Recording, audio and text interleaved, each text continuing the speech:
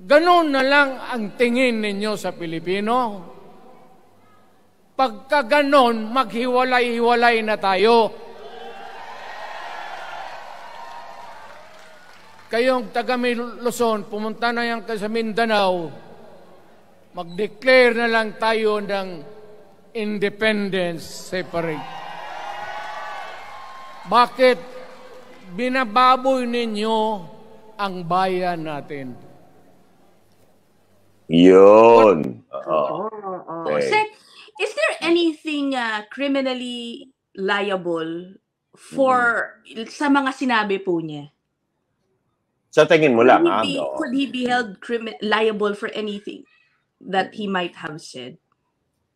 Well, posible, no? Posible, no? Pwede nating itanong sa mga abogado. Pero usually, no? Paano?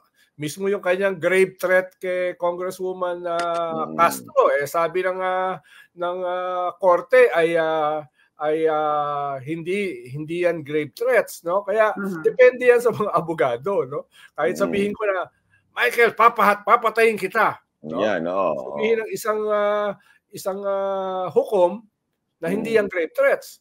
Pwede sabihin ng isa, oy, grave threats yan, no? Pero yung iba baka sabihin ay buhay pa naman si Michael. No? Pagpatay na siya, yan grave threats na. Grave threat na yun, na consummate na.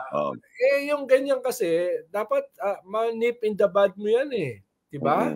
Dapat yan ay, sinasabi naman ng iba ay dahil wala namang aksyon, no? Ay baka hindi pa yung krimen. Hello?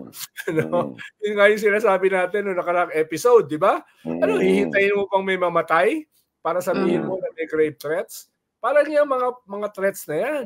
Hihintayin mo ba siyang mangyari? Di ba? Tapos the hypocrisy, di ba? Yung siya ngayon ang defender ng 1987 Constitution na balak niyang baguhin nung kanyang termino nung siya ay presidente.